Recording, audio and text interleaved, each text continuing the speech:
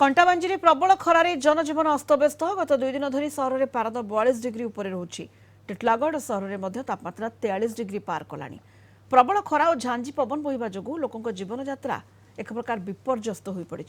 स्थानीय लोकों सहित अधिक आलोचना करछंती कंटाबांजी रिपोर्टर दीपक यादव।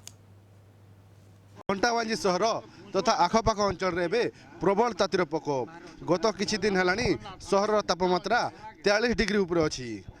निर्वाचनी ताती थिबा बेले आ गोटे पटे खरार ताती देखा मिली।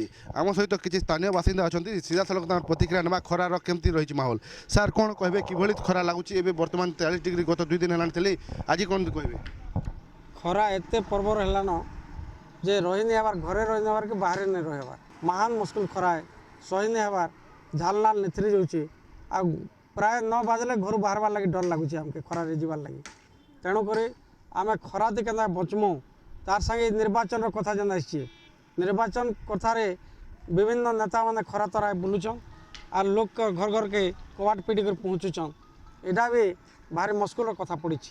जहाँ कथा होलु कि खरार प्रकोप एत अच्छी जे लोकों मध्य गोटे भयर वातावरण सृष्टि होती। आउ जन किसी व्यक्ति प्रतिक्रिया ना कौन कौन कहे खरा केमती लगुच सकाल 9टार बर्तमान खरा बर्तमान तो खरा 40 डिग्री सेल्सियस उपर थी जिते खरा हो आम अंचल घर बाहरी होनी कौन काम कार्य को जाई होनी किंतु जिते खरा हेले प्रशासन आड़ू कौन पानी व्यवस्था नहीं किंबा जलछत्र व्यवस्था नहीं एणुक प्रशासन से सब दृष्टि देवा कथा।